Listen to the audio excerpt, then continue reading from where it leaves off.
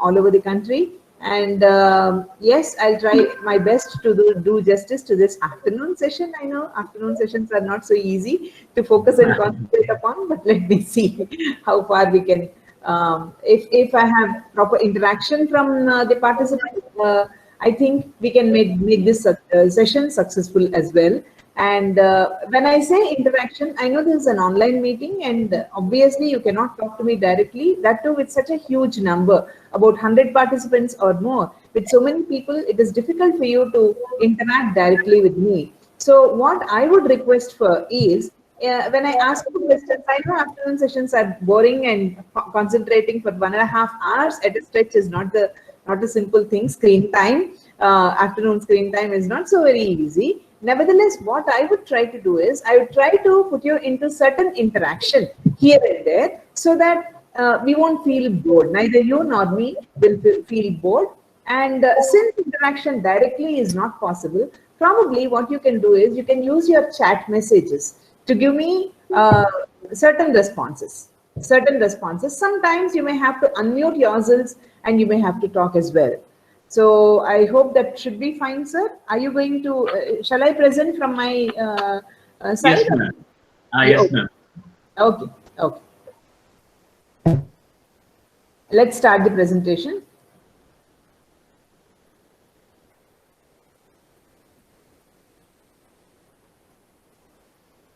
Are you able to see the screen?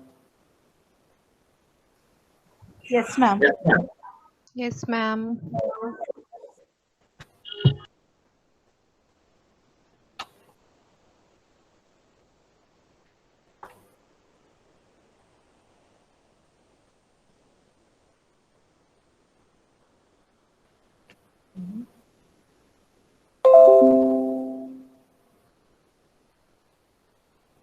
Yeah. Is it full screen? Is it visible to you? The full screen is visible to you? Yes, ma'am, it is visible. Yeah, great.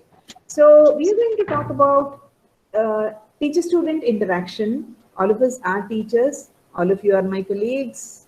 We are all into the same profession. Some of us may be experienced a little more. Some of us may be experienced a little less. Nevertheless, we are teachers, and interaction with the students is a must, whether it is online, as in the present pandemic situation, or whether it is direct interaction with the students. Whatever it is, interaction with the students is a must. We cannot forego that. We cannot avoid that. Now, what happens during this interaction, however, is there may be a communication gap, there may be a problem, and sometimes we are not happy, sometimes the students are disappointed. Sometimes the interactions may be successful, but sometimes the interactions may not be as successful. As teachers, when the interactions are not successful, we feel sad about it, we feel distressed about it, disappointed about it.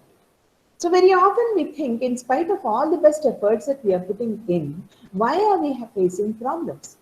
What's it usually going by the generation gap? We think we were not like this.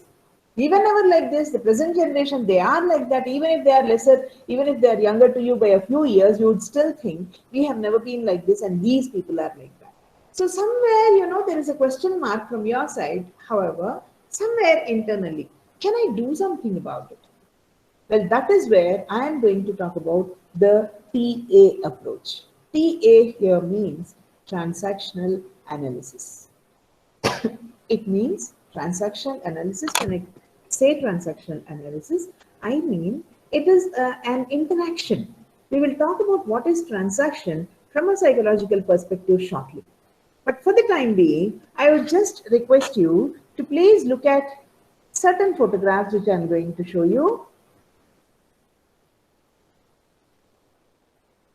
Well, I usually ask you to read out whatever is written over there as though you were one of them.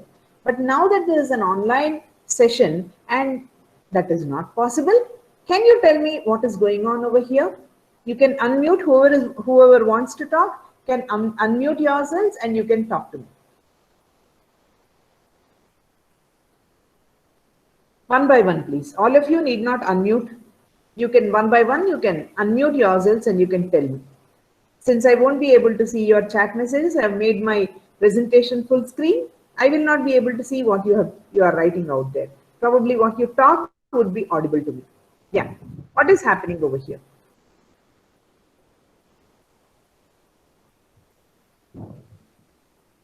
Good afternoon, ma'am.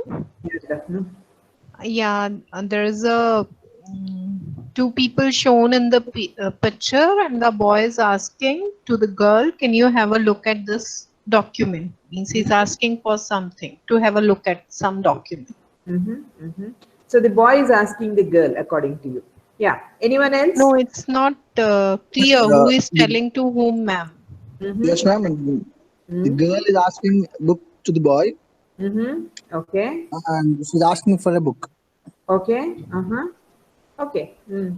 So one person said it's the girl who is asking the boy. One person said it's the boy who is asking the girl, and one person said no, it's not very clear.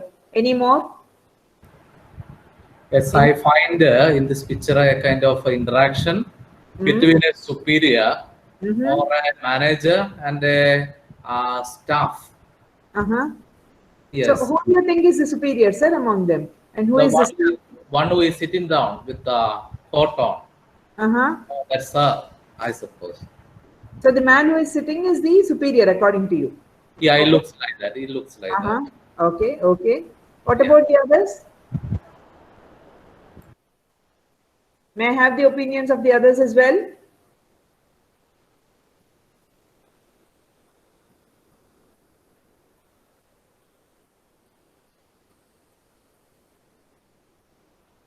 You can I answer. think yes, ma'am. May I? Hmm? I think it is a sort of teamwork that a man is giving something and the girl is arranging the things properly. Okay. Teamwork is done. Okay. All right. You're supporting what somebody else has already said. Fine. Hello, ma'am. May I? Yes. Yes. Hello. Please go on. Ma'am, yes. So I think there's exchange of communication is taking place over here between two people. That's, I think, the main intention over here. Whether a boy is saying or girl is saying, but some kind of exchange is happening over here with some intention, ma'am. That's it. Okay. Thank you. Okay. Okay. Okay. Good. Yeah. More. Any more? Ma'am, I feel there is a communication means the girl is a boss level person and she is communicating something with her subordinate. Oh, okay. So this is contrary to what somebody else has said. The man is the superior and the girl is the subordinate. So you are saying no, it is the lady who is the superior and the man, she must be communicating something with the man who is a subordinate. All right? Yes, ma'am. Yes, ma'am. Okay. Yeah. Anyone else has anything to say? Yes, ma'am. It also says that the man is helping the woman. It looks like some block, madam. I mean, to achieve something, the gentleman is helping the woman. Oh, a gentleman is helping a woman. Okay. Yes. All right. All right. I mean, I've zoomed the presentation, madam. It doesn't look like a book, so I'm just telling you. Oh, okay. Okay. All right. Fine. Yes, Man ma'am. is helping. Yes. I want to say, Please go ma'am, on. in this picture, the man is requesting the girl that can you have a look at this document, and he's not just ordering like a boss. He is not ordering. He is ordering. He's not ordering like a boss. He's just he's requesting. Okay. All right. Yeah. So that's where the difference is. He's not ordering. Yeah. He is requesting. All He's right. requesting. Okay. Yeah. Yeah. Any more? We can observe the postures and make out something. Okay. Yes. Yes. Okay. He is in a perfect posture, confident posture, that boy, and she is in a bending posture, which suggests that he is superior and she is subordinate. He is superior and he is subordinate.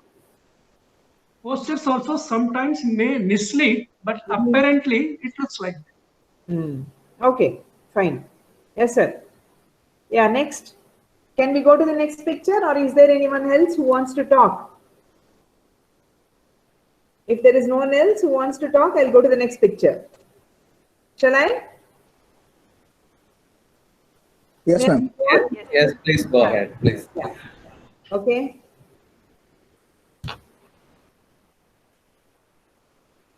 I'm going to show you one more picture now.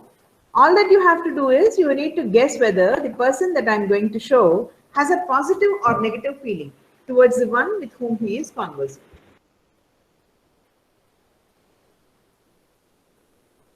You need to guess whether that person that I'm showing in the second picture has a positive or a negative feeling towards the one with whom he is conversing.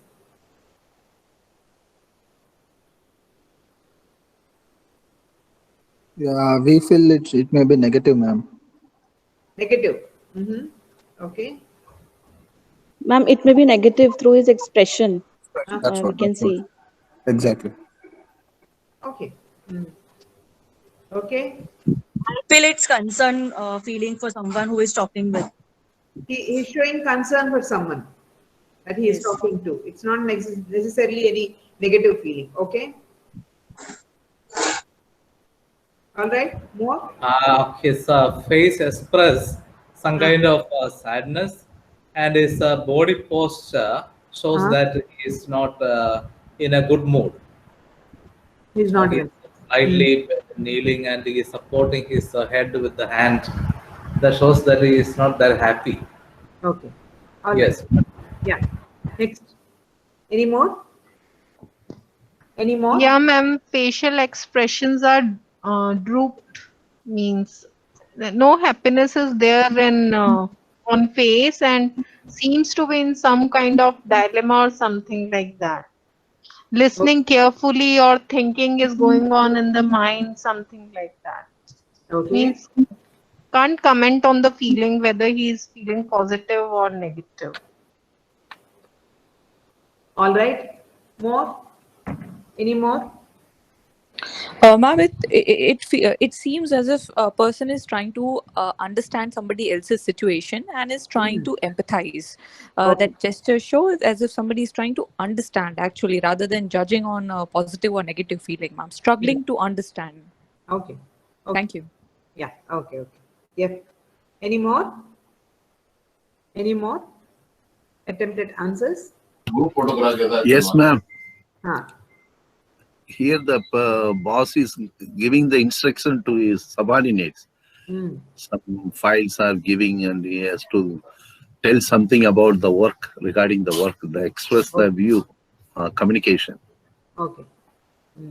Okay. Fine.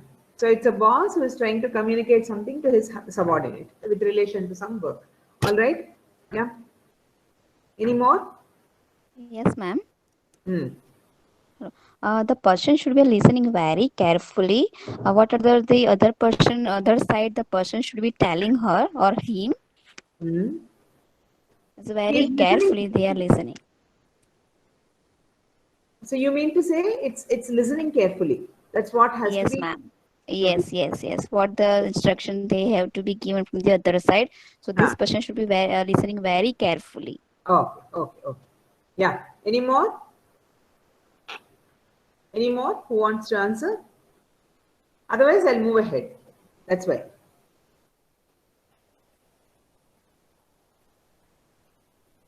Shall I move ahead then? Yes, ma'am. Yes, please, please.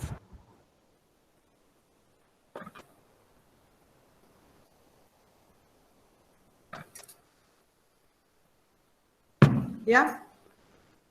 Yes, please.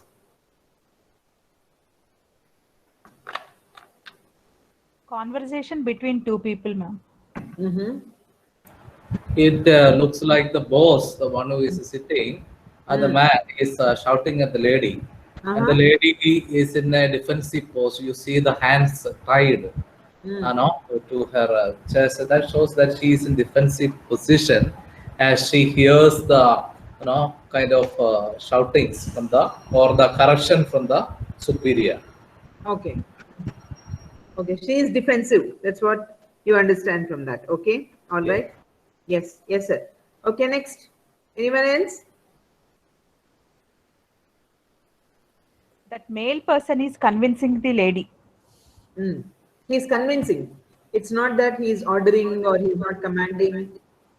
Yeah, he is convincing, ma'am. He is convincing. Yes. Okay. Okay. Anyone else? Again, it's a matter of posture reading, madam. She is steadfast and firm by her posture, and by the way this gentleman shows his hand, he is trying to what you call pacify or explain. Okay, I am he's trying trying to to pacify. I am trying to read the postures.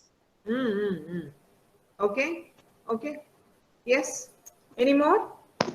Ma'am, it seems as if both of them belong to a senior level position wherein one person is sitting on the desk and another person is folding the hands, and they both are having a discussion or argument at the same mental state, ma'am. Okay. Yeah, Okay. thank you. Okay. All right. Yeah. More? Any more? Ma'am, I think that both the persons, the lady as well as the gentleman, they are in the same category, same designation, but the lady, she has a sort of defiance, as if she is listening but not accepting it in her mind. She Okay. has her own opinions and she's not, I think she's not open to the comments or the criticisms coming from the other end. Okay. She's listening, but that does not mean she's accepting. That's what Accepting, yes. Okay. Yeah. Okay.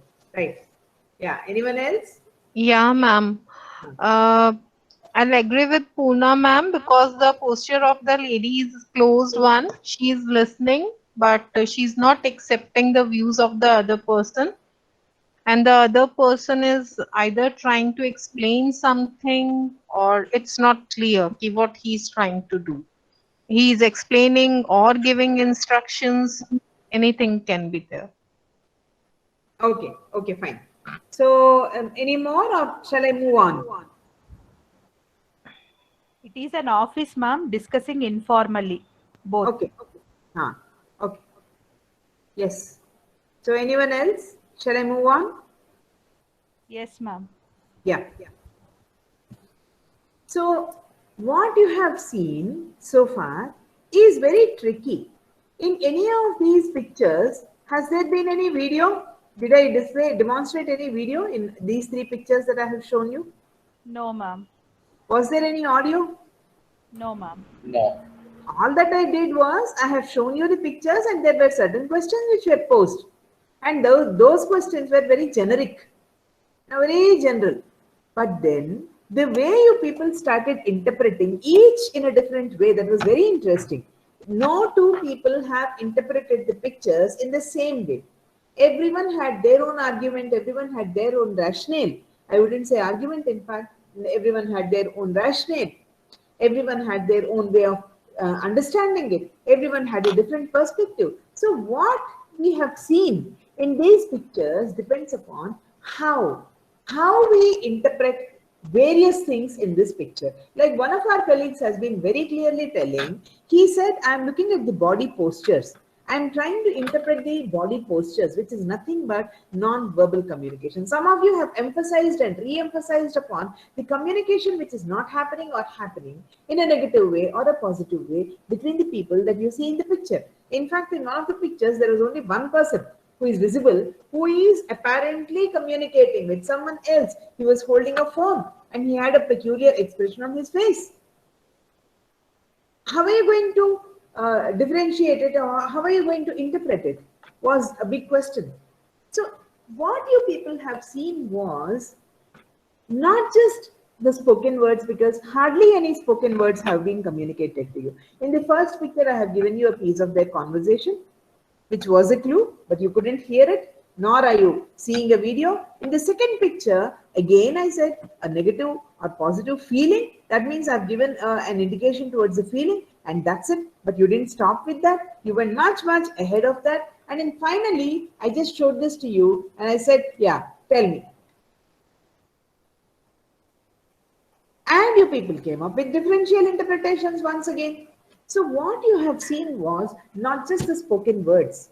What you have seen was much beyond the spoken words. You have seen how it can be interpreted. That you did because you were trying to understand the transactions which were going on between them, the interaction which was happening at this point in time, the reactions of people, both of them, or one of them and an invisible other, whosoever it is. Like someone was saying that the person who was holding the phone was very keenly listening to what the other person has said, or was trying to understand what the other person has said, or was trying to empathize with what someone else is trying to communicate to him. So you have seen the interaction, you have seen the reactions, and you had your own perceptions, and you have perceived their perceptions. That lady is very rigid, that lady is very firm. They are not superior or inferior, they are subordinate, they are just equals. All these have been your perception, and you try to interpret the communication which is happening between these two. And you try to also make out what is the attitude which each of these people have. So for us, most important word, the key word is transaction. What is transaction? Transaction involves our simple communication paradigm. There is a sender who will speak something. So he is a sender of a message. This is a basic communication model that I have put over here. This is a sender with, who has to send a message. This is the message, and this is the receiver. See, the sender, when we say sender only has the mouth. You're only talking, you're not listening. Whereas the person who receives the message, he is a listener. You have to rate yourself closely, so that you have to raise yourself a little higher, so that you will be more often heard by this person. And this man is communicating, this person is communicating, this person is hearing, and this person in turn will communicate, and the other person will become the receiver. After hearing the message, this person will be the communicator and this person will be the receiver. This is a simple communication paradigm which all of us know. However, when two people communicate, each exchange that we are talking about is a transaction. Each exchange in this whole communication, each exchange from the sender to the receiver, from the receiver who in turn becomes the sender, and to the receiver, this whole communication, in this whole communication, each exchange, every bit of it is a transaction. Many of our problems come from transactions which are not successful. What are transactions? Transactions are the flow of communication. In fact, if we have to say more specifically, the unspoken psychological flow of communication which runs in parallel with the spoken flow. Sometimes the spoken flow may be saying something, but your unspoken flow may indicate something else. Because you see not only what is explicit in communication, but also what is implicit. Like, for example, when someone is very irritating with you and tries to give you a lot of advices which you are not at all welcoming, then what do you say? For example, thank you very much for that valuable advice. Unsolicited. All this won't be told. All that you will be saying is, thank you for your very valuable advice. When someone, you don't want to be disturbed, but someone barges in and then they say, I've come here. Am I to come inside? Shall I come in? What do you say? Welcome. We can't do anything about it now. They've already barged in. Welcome. In both these examples that I have told you, is the verbal content, whatever, literally speaking, if you have to just look at the verbal content, does it mean the same as what the person intends to communicate through your non-verbal communication, through your modulation, through your intonation, through your facial expressions, through your gestures? Is it the same? Well, what happens very often is what is explicitly communicated need not necessarily be the implicit communication. For example, a sweet, caring voice with sarcastic intent. Let us apply it to our daily life situations. A student comes late to the class.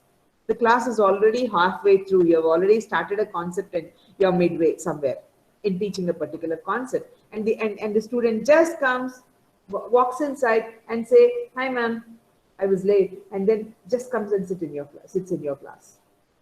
Or about to sit in your class. What do you say? Welcome. I'm honored to have you in my class at this hour. Why don't one of you please get up and give him a seat in the first row?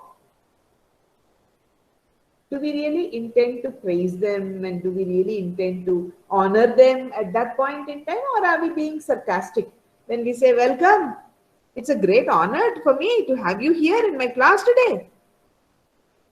So that is where, you know, our sarcastic intent is communicated, though the words don't actually appear. So if you just take the literally only the words, you just pick up the words and see, you write those words and see, there is nothing wrong in that. Welcome, it's an honor for me to have you in my class today. What is wrong? But how did you say, welcome, it's an honor for me to have you in my class, please sit. So that intent is something which we may deliberately or, you know, unintentionally communicate. So to read the real communication then requires not just the surface and explicit meaning, but also the implicit or non-verbal reading of whatever the other person is saying. So let's go into the concepts of, this is where we talk about transactions and analysis of transactions. As I told you before, each exchange between two people, any two people or more, is a unit of transaction. Each unit of exchange is a unit of transaction and the analysis of transactions. So let's talk about the basic concepts of transactional analysis.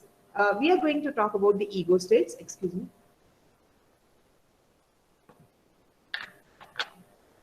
We are going to talk about ego states. Now, when I say ego, it does not mean, you know, in the popular language, what we say ego, he is egoistic, she is egoistic, he is a big ego fellow. No, I'm not talking about that. Ego here is our state of being. It's a state of being from which we are functioning. You know, as a part of our personality, we may have three states, three ego states. What are those? A parent ego state, a child ego state, and an adult ego state. Some of you may say, how parent, madam? We are still very young, we are yet to be married. How can you talk about parent ego state? And some may say, what child ego state, madam? We have grown up when only?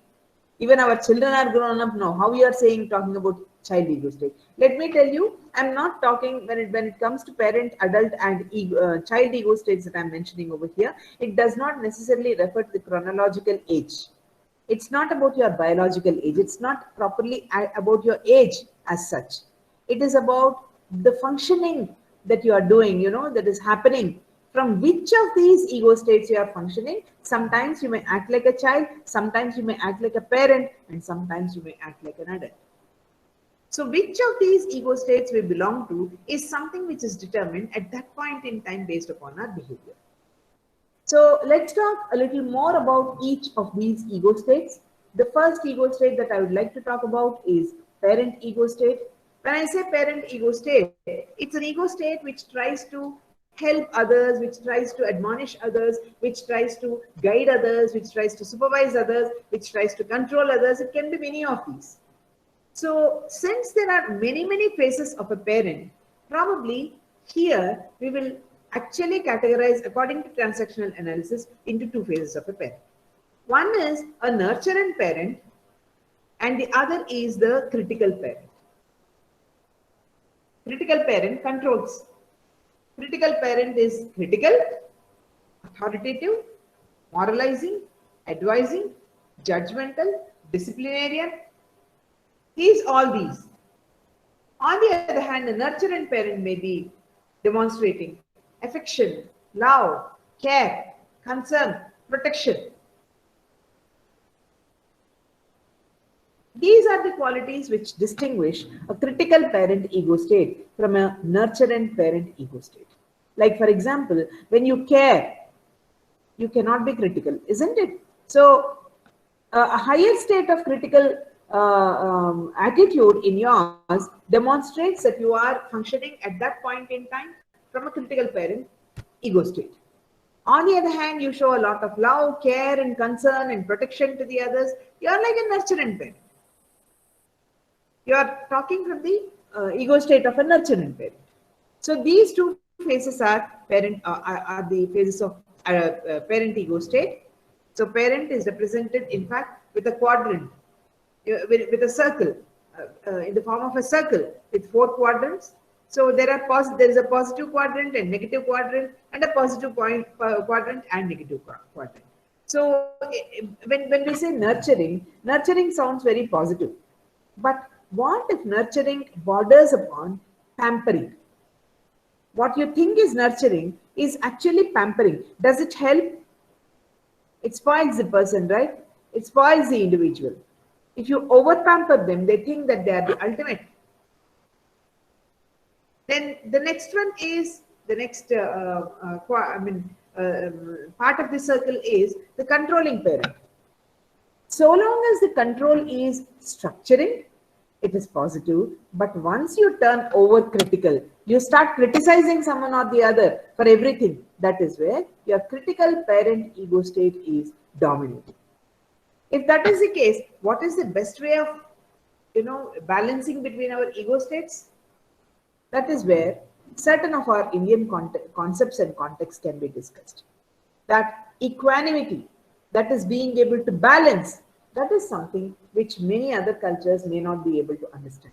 But as Indians, I think we are very, very, very, very much aware of how to balance between nurturance as well as controlling. So,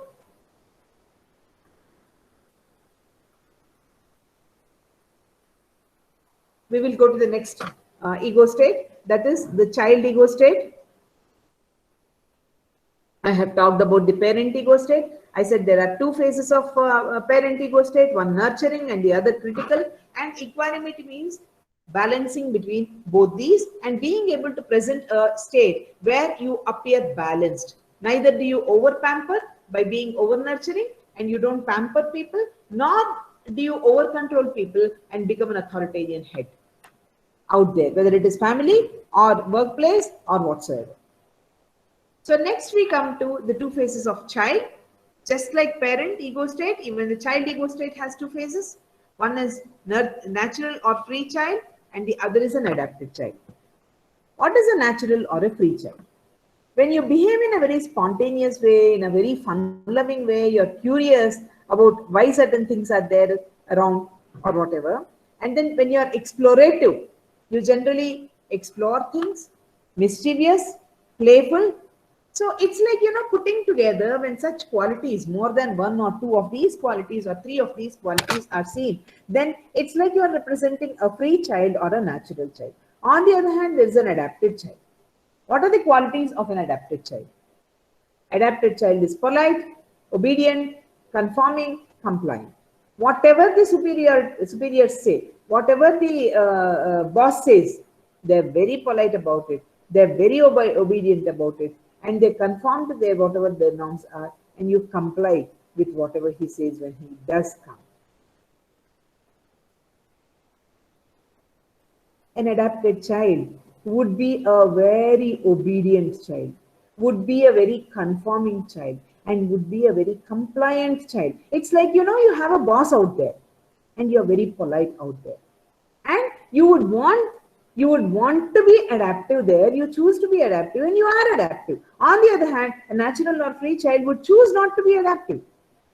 He is more spontaneous. This, please apply it to your daily life situations, whether at the workplace or at home or with your students or with your subordinates or with your seniors or with your colleagues. So child ego state is commonly represented again in 4 quadrants in a circle, like I told you about parent ego state. There is an adapted child who will be cooperative, and so long as the child ego state is cooperative, everything is positive. But when he becomes compliant with some people but resistant to the other, or with certain issues he is very compliant but he is very resistant to the others, then it turns, adaptive child now has turned negative. Then comes the free child who is spontaneous. If you are spontaneous, that's very positive. But what? In the name of spontaneity, you become immature. That is where negativity comes into the picture. So I said certain positives about the child ego state, certain negatives about child ego state. I said certain positives about parent ego state, said also certain negatives about parent ego state. Yeah, something is being taught. Any doubts? Hello students, a warm greetings from Don Bosco Central School, Manjeshwar. Welcome back to today's English class. Welcome back to the next day. In previous class, we had learned poem little by little. Let me ask few questions. I wonder why this is coming. Are you able to hear me? Yes, ma'am. What happened? There was something else which crept in. There was an overlap. Sir, are you there?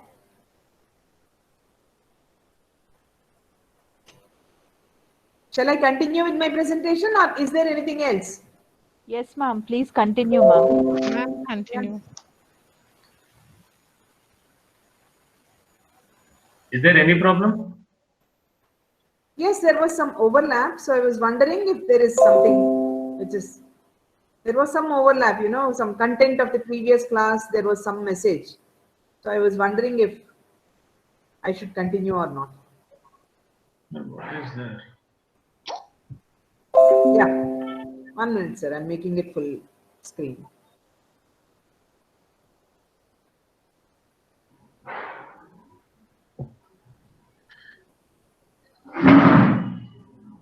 Yeah, we stopped at adult ego state. So I said there are certain positives with parent ego state. The same parent ego state, it can be critical parent ego state, it can be nurturant parent ego state. There are certain positives out there, there are certain negatives out there. However, whatever it is, there is one particular state which has which can neither be totally positive sounding, as perceived by others, nor is it totally negative.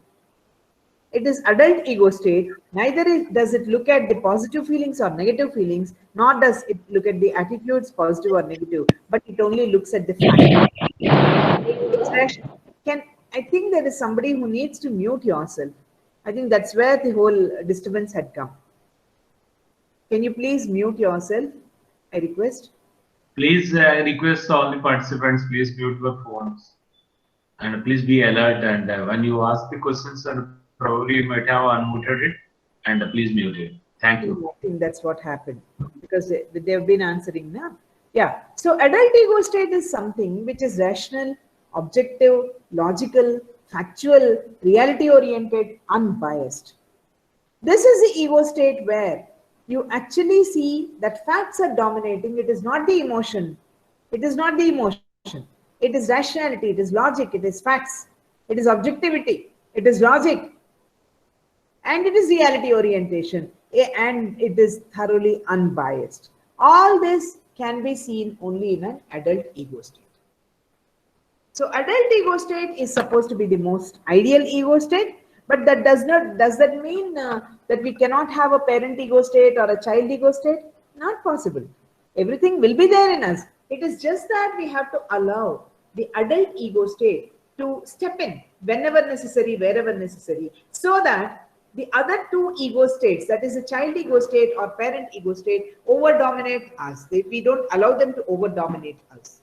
If you are an adult, then there is a rationality, there is a logic, there is a factual information which you are looking at, objectivity and reality orientation without any bias. That's what you are looking at. So adult ego state is the ideal ego state. In fact, parent is the taught concept of our life. Somebody might have told us, this is good, this is bad, this is not how you should be, this is how you should be. It's taught. And adult is the thought concept of our life. We think, we are rational human beings. We think about how life has to be. And child is the felt concept of life. I feel like doing this, so why not? So that's the felt concept of life. So as I told you, there are three ego states, as you are seeing in this picture. There is a controlling parent, there is a nurturing parent. The parent ego states are divided into controlling parent and nurturing parent. And when it is a controlling parent, you use words like do this, stop that, and all those. And when it is a nurturing parent, you say, it's okay, it's all right. Now you can. Are you able to hear me? Yeah. So controlling parent, usually when there is more of a controlling parent, then you will see that there is more adaptive children. The others with whom he or she is communicating will become an adaptive child. That is, either they say, no, I will not do, or they'll beg you, please, can you do it for me? And on the other hand, if you're a nurturing parent, you beget a natural child. That is someone who spontaneously, whatever comes to their mind, they are going to be that. Even if it is crying, even if it is throwing tantrums.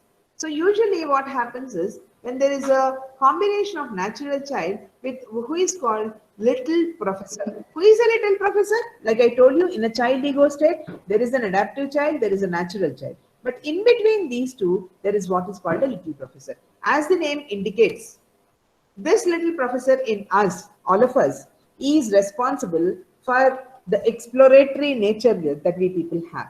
We try to explore things, we try to get to know things, we are adventurous, we are enthusiastic, we are inquisitive.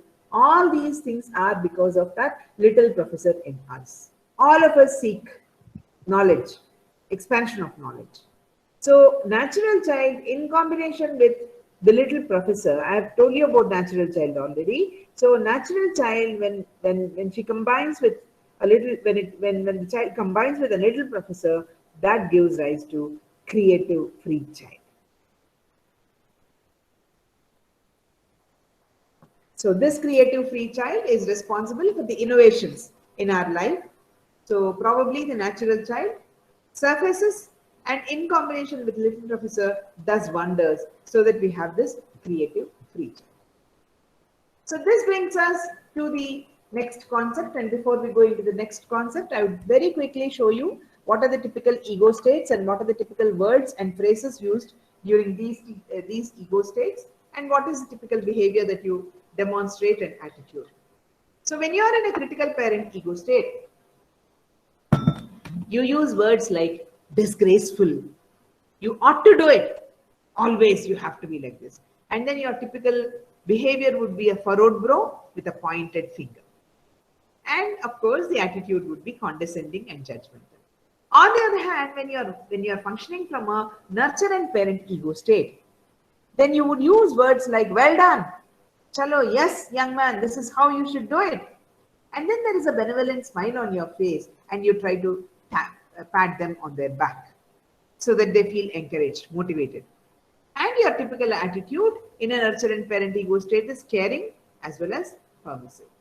Then comes the adult. Look at the type of questions that adult asks. How, when, where, what?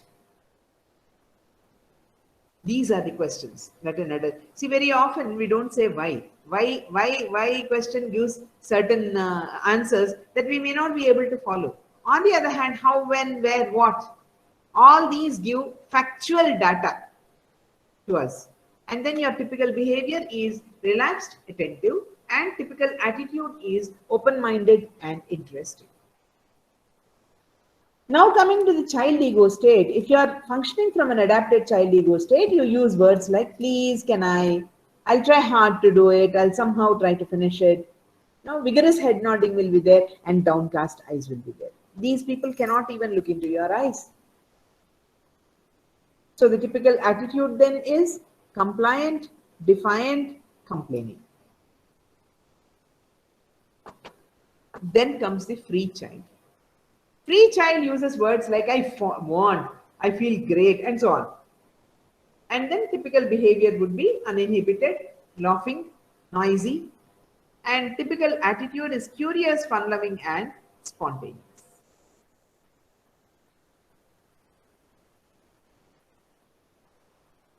Now what happens between the ego states?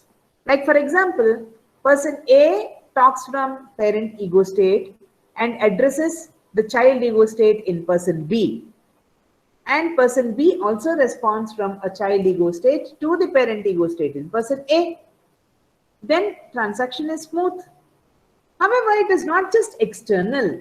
Very often the dialogue happens internally, within. Like, for example, you yourself may say to you, I shouldn't have done this.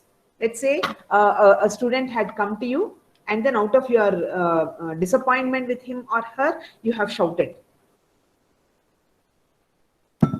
You have shouted at that student. Then after the student leaves, after a little while after that, you start feeling, I shouldn't have shouted at him. What I did was bad. What will the poor student do? He may not get the resources. So this is the parent in you, the controlling parent in you, which is admonishing you. Only thing is, you are saying, I should not have done whatever I did. What I did was bad. And immediately, the child in you, the compliant child in you, the adaptive child in you says, hereafter, I shall be careful. So this is the kind of internal dialogue which happens within you, but there is also a scope, there is a lot of scope for externalizing these dialogues. Like, you know, whatever you think you may share with your friend or your cousin or whatever, whoever, right? You know, the social contacts that we may have, depending upon the intensity of transaction. So usually it is the dialogue between two different ego states of two different people, or same ego states of two different people. Let us look at these transactions then, and the kinds of transactions. The first and foremost is a reciprocal or complementary transaction. It occurs when both partners are addressing the ego state that the other person is in. Suppose you are functioning from a parent ego state and you expect me to function from a child ego state, and I respond to you from the child ego state saying, yes, sir, yes, sir, yes, sir. Then there is no problem at all in that transaction. There is no problem at all. It is reciprocal. It is complementary.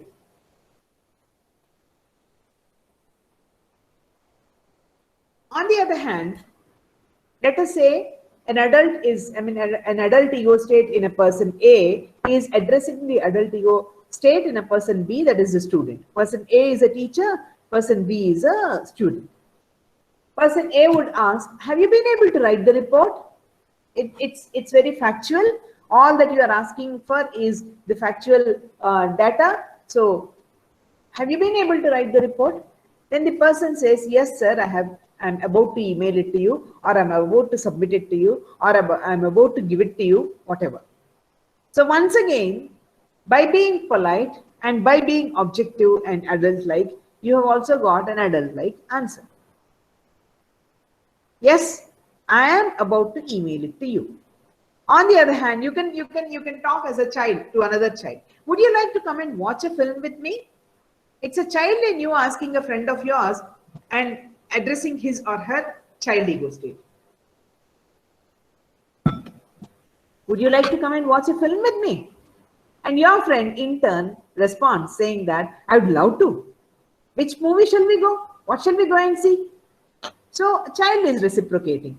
Such a transaction where you are addressing a particular ego state and the person is also responding from that ego state is called a complementary transaction.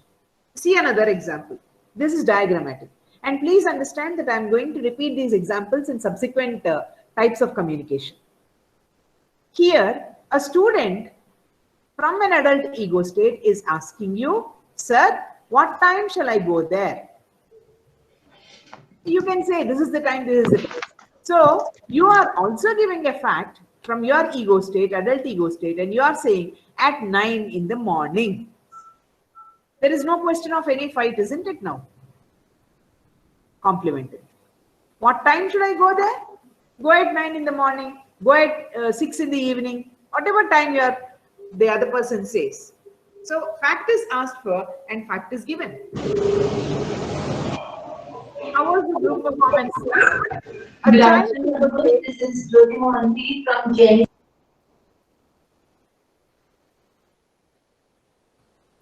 child ego state in your student is asking you, sir, how was the group performance, sir? The child ego state, the adaptive child ego state in your student is addressing the nurturant parent in you and asking, sir, how was the group performance, sir? Then the nurturant parent in you should surface and say, would surface and say, I think it was good. I think it was good is again a parental response. You are giving appreciation to them. It's a compliment to them. It was good is a compliment to them. That means what? You are trying to be nurturant. Your student wanted, from the child ego state, he wanted the nurturant parent in you to react, and your nurturant parent also reacted to the student, saying that yes, it was good. Again, complementary transaction. But if everything is complementary transaction, then why should Dr. Padmaja talk to you about transactional analysis? We won't have any problems, no?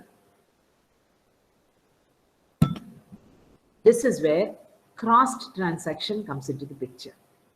Life is not so easy, not always complementary transactions. Sometimes it may not be complementary transactions at all.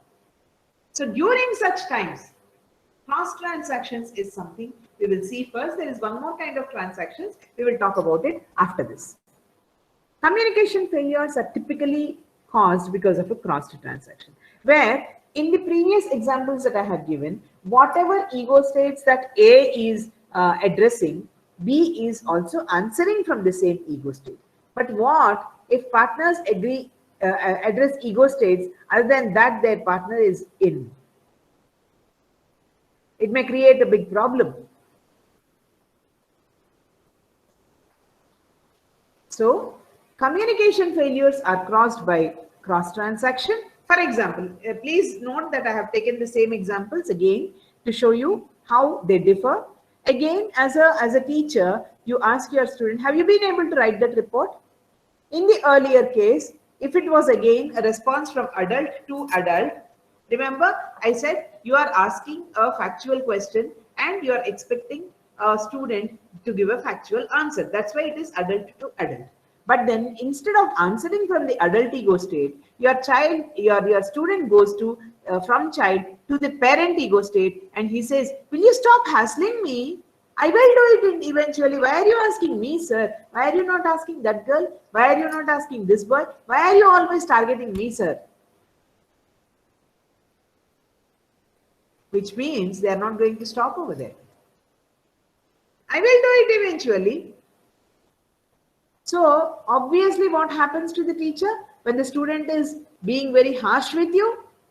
Then you will drop them. I mean, you will talk to them to the extent necessary, but somewhere you will indicate to them, if you don't change your attitude, you'll have to face the repercussions. Again, I've taken the same example. Sir, what time should I go there, sir? The child, the adaptive child in your student is asking the nurturant parent in you. And then what do you say? Instead of saying 9:30 in the morning, 9 in the morning or whatsoever, what do you say? Should I tell you even this? Shall I guide you at every step? What is this? Why are you expecting me to tell you even time? Which means the child who wanted to become an ego has totally been blasted. I mean, he's not given the due importance. Why should I tell you even this? Am I your secretary? Is the kind of, see, actually your student asked from an adult ego state to an adult ego state. And then you could have just told 9:30 or 10:30. Instead, what did you choose? You went into a parent ego state, that too not a benevolent parent, not a nurturant parent, but a critical parent. And then you said, should I tell you even this? Shall I become your secretary? Shall I call myself secretary to so and so? Then the next one is, again, sir, can I show you the essay once it is ready? The child, the adaptive child is asking the nurturing parent in you. And you are an angry person, short-tempered person. You say, do you need guidance at every step? Should I tell you everything? Arey, one essay you are not able to write, you start shouting at him. Which means you are in a parent ego state, but you are not in a positive parent ego state. You are in a critical parent ego state. Now, another kind of transaction which is even worse, covert transaction or duplicate transaction.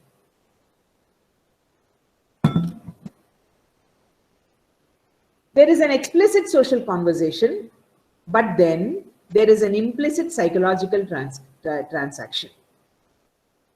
Like, for example, I need you to stay late at the library with me. I will be checking once in a while whether you are working on the books or not. If it is adult ego state, you need to stay in the library with me today, maybe till late hours. Then your student would also have been a following student, a patient, enduring student, and he would have told, instead of your becoming a mischievous, he would have just given you due credit, and he would have said, "Of course, sir." But then here is a student who is being harassed. So the mischievous child in him would surface, and he says, "Sir, of course." Outwardly, it means nothing bad. He said, "Of course, I'll come. There is nothing bad." But actually, it is the body language, remember, which points out to whatever the person is feeling. Like, for example, when someone says, "Of course, sir," it need not be told, in such a simple way. "Of course, sir," which means I'm going to bunk your class and go somewhere. Again, "Could you please see me in my room? Sir, can I come after my class?" This is the explicit conversation. However, the implicit conversation by then will be different. You see two different lines over here. Externally, "Could you please see me in my room?" Adult to adult. "Sir, can I come after my class?" is adult to adult. That is what you would look at. That is what you would look at. But there is something which is called implicit. When you say, "Come, let us sit in the library till late hour today. I will cobble you. I will make you work like mad." Then your student would say also that he would refuse to get cobbled. So what does he say? He says, "Sir, can I come after my class?" That's a sarcastic comment which is made.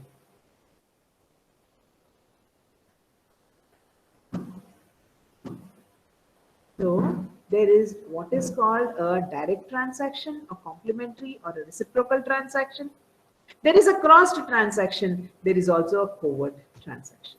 Now let us check with ourselves whether what are we doing.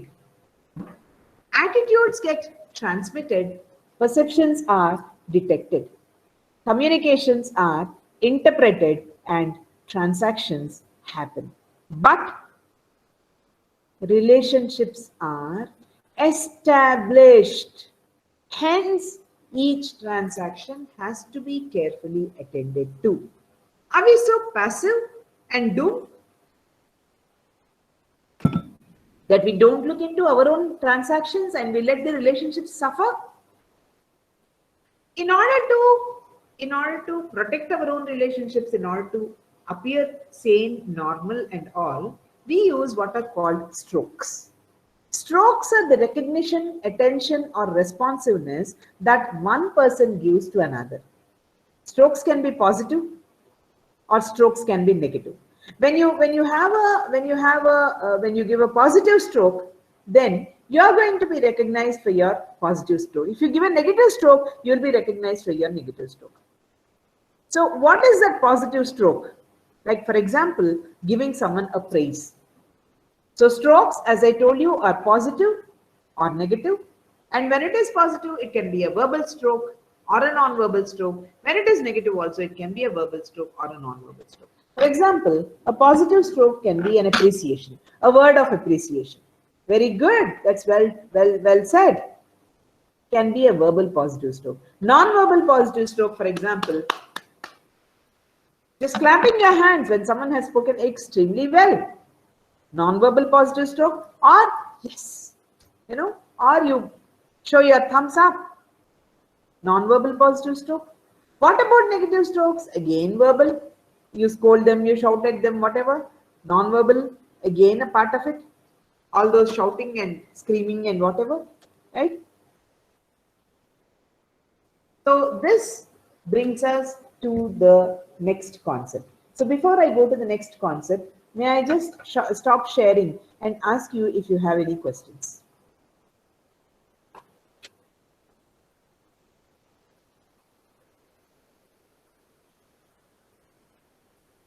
Are you all there?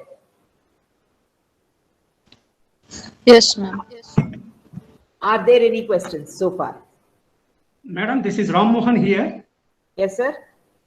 Can we compare or contrast this something to what normally we say, whether we are on the same page or on different pages? That is one thing. Then, in our Indian context, we say we live in 9 rasas, that is mood swings. Mood swings.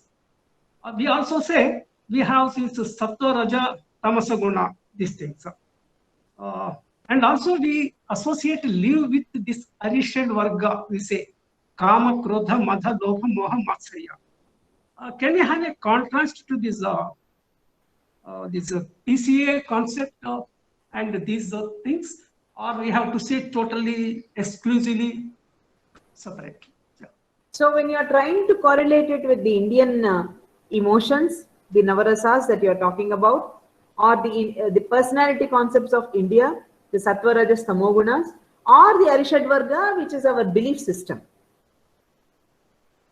the strong beliefs which are ingredients of our living. Now, when you are trying to associate it with it, let me tell you, the concept of ego states that I am talking about is not an Indian concept. It's a Western concept. Nevertheless, even according to Indian belief system, we never say that one is different with the other. Like, for example, we never differentiate between the light and darkness. We say light is a continuation of darkness and darkness is a continuation of light. Our way of thinking and our belief system is totally different and much higher than what anyone else can talk about, anyone else can boast about. So when we talk about ego states, it's only a part of a larger level of thinking that we have. So I don't think our personality constructs, our cognitive constructs, or our conative constructs can be comparable with anything else.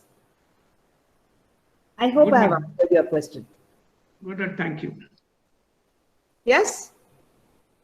No, I said thank you. I said good and thank you. Yes.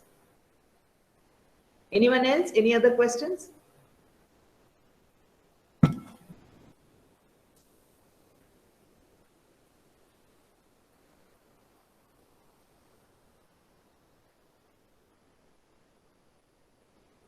Yeah. Shall we move ahead then?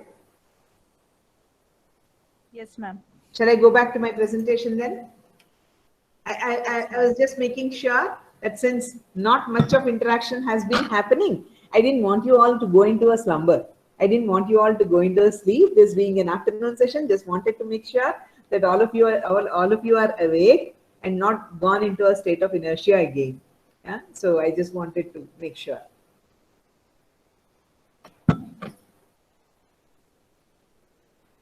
So shall we move on? Yes, ma'am.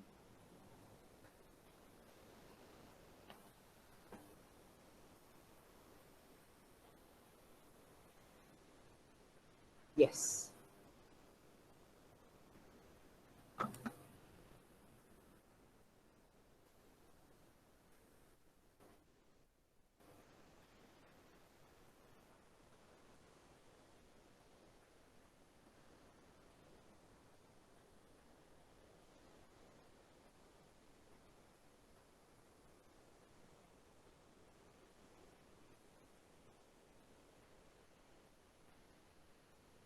So far we have talked about different ego states, the 3 ego states that a human being functions from at any point in time. We also talked about what is transaction and what are the kinds of transaction. We talked about complementary transactions or reciprocal transactions. We talked about crossed transactions, and we also talked about covert transactions. And we said certain strokes, positive or negative, can be helpful in establishing our relationships. We said we are not doomed, we are not passive. We can establish our relationships provided we pay enough attention to our transactions and our attitudes and perceptions and whatnot.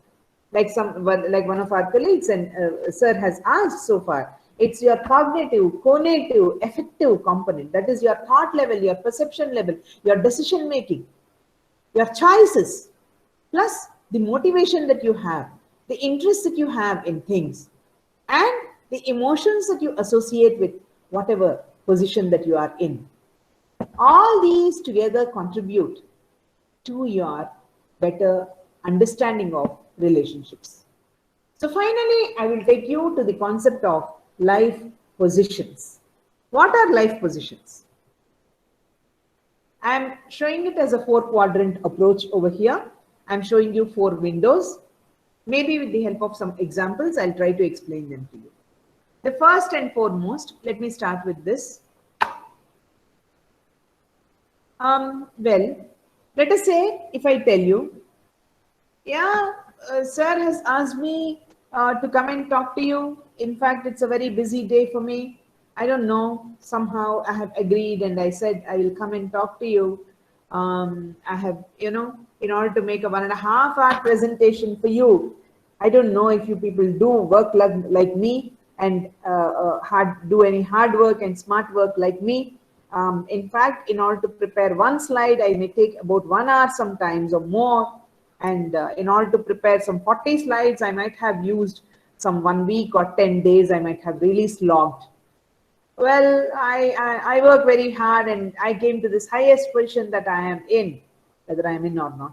I came to this position because I work hard like that. I don't think you people can work like me. I see that when I ask questions, you don't even respond. I don't know, you're all calling yourselves teachers and whatnot. What am I trying to portray before you? What am I trying to present before you? When I'm talking very high about myself and pretty low about you who are interacting with me, would you appreciate me? Would you really give any weightage to whatever I say? I would wait for your responses. No. You don't respect me? Even if I boast about myself? We won't like the way it is being told to us. We will resent it. Yes, yes, you're right. So whenever we talk with anyone, again, coming back to our own lives, whether it is our family members, whether it is our students, whether it is our subordinates or superiors or colleagues or anyone else that we know, in the way that I am okay, but you are not okay, people will be annoyed with us. People will be thoroughly disappointed with us. They will be upset with us. They will not accept us. Unless we get rid of such a kind of life position, it's going to be difficult for us. In fact, if we don't get rid of this position, people will get rid of us. They will not want to talk to us if we go on boasting about ourselves and showing to people that I am okay, but you are not okay. Are you with me? Do you understand whatever I have said? Do you agree with me?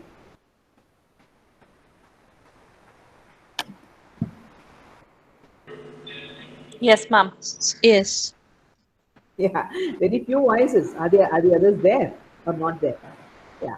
The second life position then is, I am not okay, you are not okay. Hey, come on. I know why you people attend such webinars. I know why you people attend such online courses. You just turn off your video and audio. You just make yourself, you mark your attendance somewhere saying that's good afternoon, sir, hello, sir, or whatever. And after that, you go away on your own work. For all you know, who knows? You may be sleeping beside with the laptop on. I know. And don't I do the same thing? Even I do the same thing. I know that you people attend such courses only for certificate. And why do we come? We don't have any other work. They ask us to come and talk. We will come and talk. What is their big deal? Once again, may I ask you, do you think there will be a respect for a person who talks like this? Will you accept such a person who portrays, I am not okay, you are not okay? No, that too will not be very much acceptable. Yes, you may laugh with him. After that, you will laugh at him. Yes. Initially, you may laugh, smile and laugh with him when he cracks jokes. There was one person, there was one teacher in a particular college who used to say that what seminars, ma, what is that? You don't go attend all these things. They're a waste of time. We people don't have any other work. We teachers, so we go and present some papers. You have some work, then you go and do yours. If you don't have work, go home and sleep.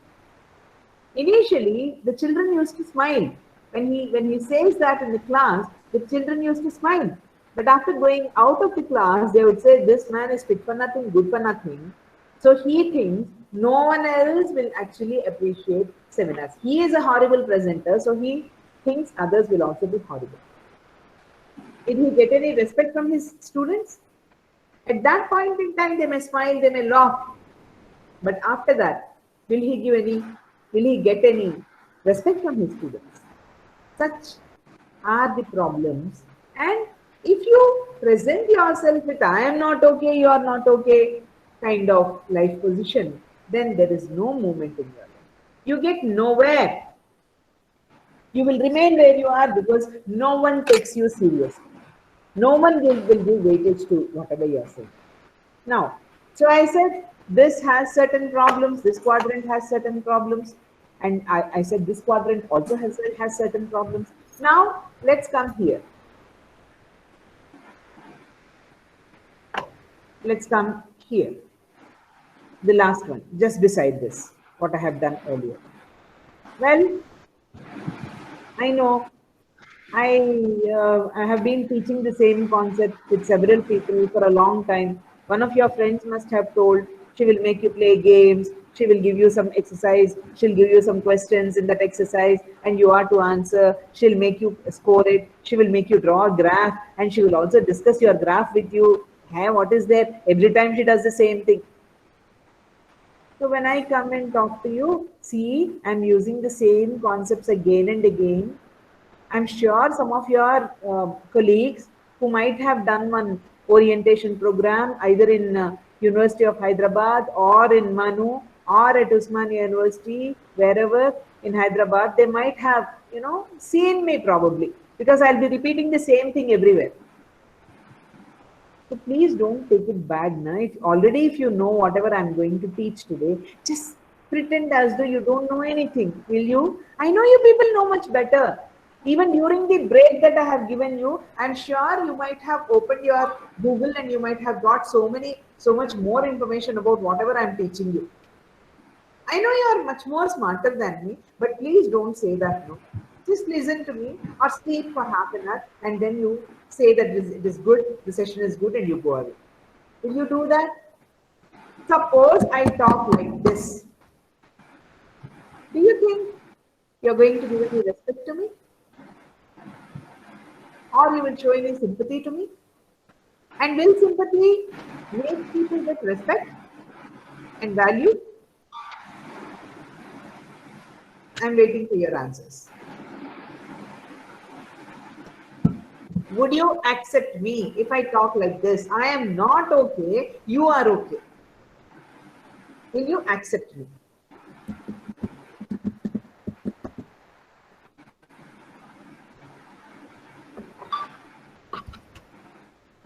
I'm waiting for your responses.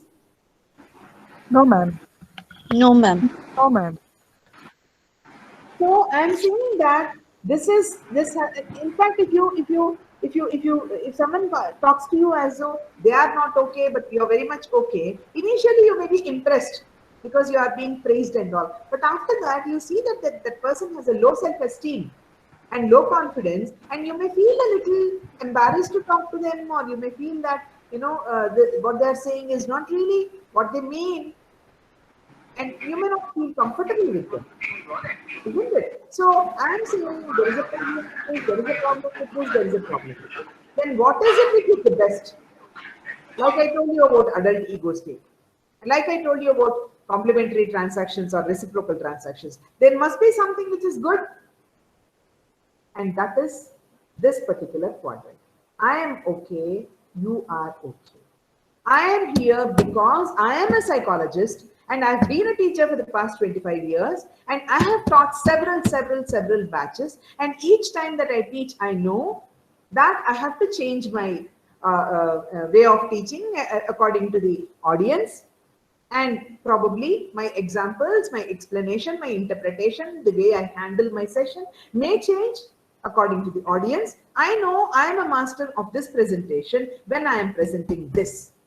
Tomorrow, when I go to the other side and I become a participant somewhere, you may be an English teacher, you may be a math teacher, you may be a statistics teacher, you may be a history teacher, you may be an economics teacher, you may be a science teacher who will come and stand there in front of me on the podium, and you would explain your subject matter with the same kind of authority that I have over my subject matter. Today, I am the master of my presentation. Tomorrow, when I become the participant, you are the master of your presentation. I am capable in my own field as much as you are capable in your own field.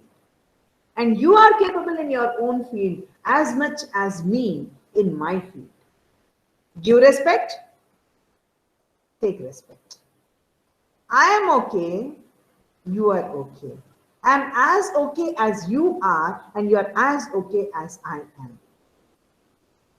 This is the life position which helps you in getting along well with any relationship, whether it is a teacher-student relationship or family relationship, friendship, superior-subordinate relationship, colleagues relationship, whatever. Are you all with me? Yes, ma'am. Yes, ma'am. Yes, ma'am. Do you agree with me? Yes, ma'am. Okay. So probably, I think now it's time that we close the session soon. Since I have talked to you about several concepts, let me just give a small, a kind of overview. Like for example, we may have ego states when we come to when we talk about the ego states. We may have positive ego states and negative states. There may be a positive controlling parent ego state. There may be a negative controlling parent ego state. There may be a positive nurturant parent ego state, and there may be a negative nurturant parent ego state. Just because the name nurturant parent is there does not mean that is only positive. There can be a negative nurturant parent who goes to pampering his or her own child. So adult state is the accounting mode which balances many things, and if you are strong with your adult ego state, then all these ups and downs of a parent ego state or a child ego state can be balanced well. And when it comes to the child ego state, there may be a positive free child ego state, there may be a negative free child ego state, there may be a positive adapted child ego state, there may be a negative adapted child ego state. Whatever these ego states are, whether it is parent or child, and there may be positive or negative over there, it is the accounting mode, which is the adult ego state, which helps you. When you are in a negative controlling ego state, now I think you can understand these concepts well. When you are in a negative controlling parent ego state, you communicate that you are not okay and you are very punitive, that is, you punish others.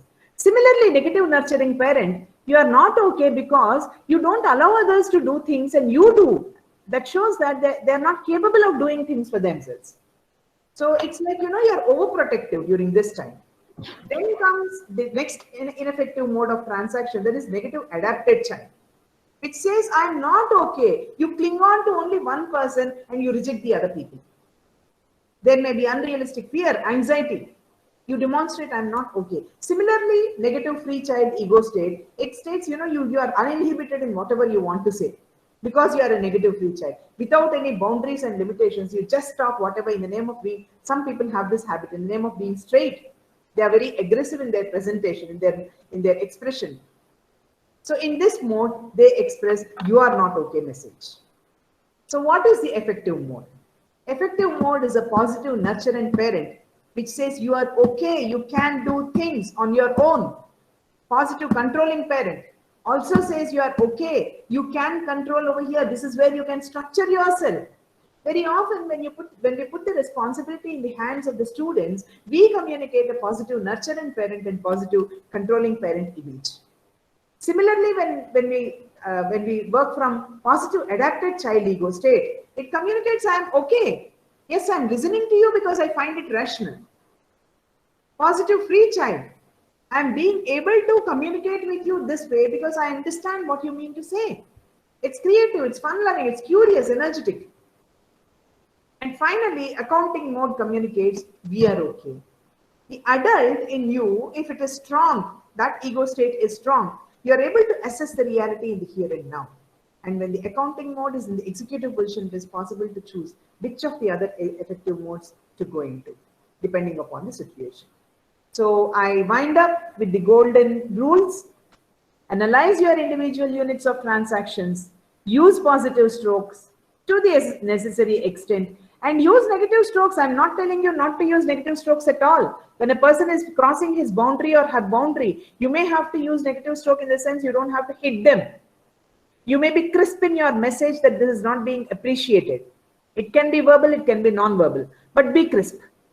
Your negative strokes should not continue. In 2012, on September 15th, you said this, and in 2018, on October 18th, you said this. No. Such are not the negative strokes which are going to help you. Sulking and continuously admonishing the other person, humiliating the other person is not going to help you in your relationships. Whatever it is, it should be here and now. At this point in time, whatever is happening at that point in time, you have to point it out. Design communication to have complementary transaction. Operate from I am okay, you are okay position. Have a good day. Exchange more golden stamps. Thank you. Thank you, ma'am. Yes. Any questions? I don't know if we have time yet. Sir? According to my clock, I can get started. Sir? It's 4 o'clock. Shall we? Yes, ma'am. So, thank you very much, ma'am. Even though it is afternoon and you energize all the people. I think that most of the times, even you come to HRDC only afternoon times because of your scheduling, matching of the scheduling. So I remember, as far as my memory is concerned, you had taken the Hercules task to awakening the people.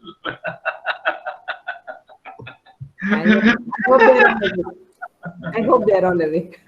Yes. No, here the one best feature of all the participants of this group, ma'am. Really, they are very dynamic and active and interactive also in every aspect, and very polite and respectful to all the people, mutually as well as to this person. So I'm very much thankful to you, Padmaja ma'am. I think that you might not, it is not possible to bring to you here because of now we are heading the department also. I can understand the pains of administering that task that you did with yourself. Thank you very much, ma'am. On behalf of all my participants, those who interactively participated and made the session more what we did, I think happy more. Sandeep, anything you want to say? Sandeep? Yeah, no, nothing, sir. Thank you, ma'am. Thank you, Sandeep. Thank you, ma'am. See you, ma'am. Welcome, sir. The pleasure is mine. It's an honor to address the participants over here, and thank you for inviting me for this lecture. Thank you so much. Thank you, ma'am. Okay.